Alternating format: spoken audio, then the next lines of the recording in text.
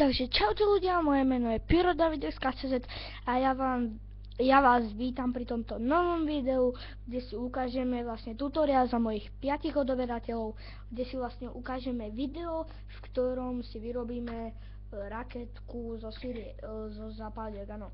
Potrebujete k tomu šparátka, mne tu už ich 300 asi vypadlo.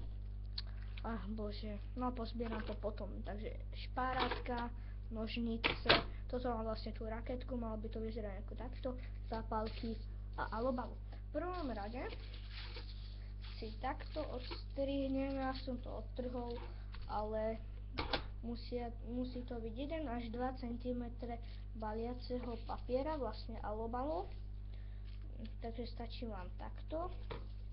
No, zoberieme si zápalku, druhý krok, a tú zápalku si odstrihneme iba tú hlavičku, takto, a tú hlavičku si nasmerujeme smerom k tomu druhému koncu z baliaceho papiera. Potom si vezmeme jedno špárátko, to si dáme úplne k tej hlavičke a pomalinky si to tak zabalíme.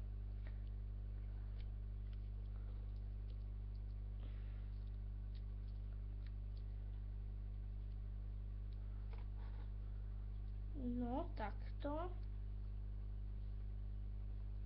A mi vypadla tá hlavička. Bože môj. No, dobre.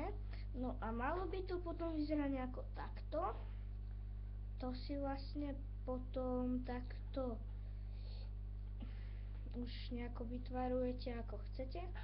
No a takto to vyzerá, tak ja vám moc ďakujem za tých 5 odoberateľov a dávajte odbery ďalej, aj lajky.